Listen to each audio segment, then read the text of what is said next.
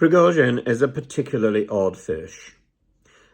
He is supposed to be in Belarus, but Lukashenko, the leader of Belarus, says that he's not there. So he says that he's in St. Petersburg, and there is evidence that his private jet has flown backwards and forwards between Minsk and St. Petersburg, and indeed has also flown to Moscow. Whether Prigozhin was on in any of those flights is another matter.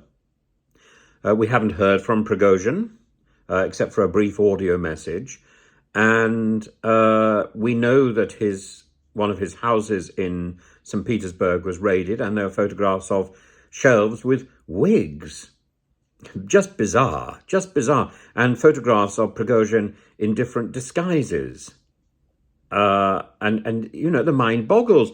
The disguises aren't even very good. So why is Prigozhin getting dressed up in lots of funny images? It's one stage worse than Putin with his shirt off. These mad architects of violence seem to have a very vivid personal life. But what Prigozhin is actually doing, God knows, maybe he's already been bumped off, and this is some sort of coda that's taking up time until people realize that he's no longer around and no longer going to be around. Putin, anyway, is under mounting pressure to get rid of him.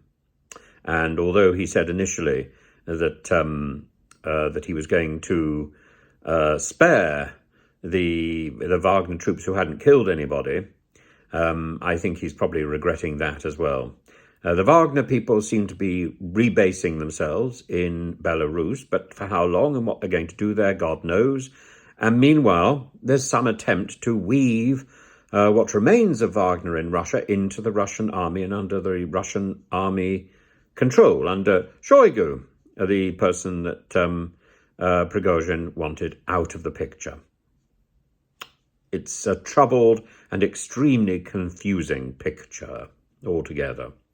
Whether that's of Prigozhin's hairdo, or whether it's about the speculation about whether Prigozhin is in St. Petersburg, in Belarus, or indeed even on this earth.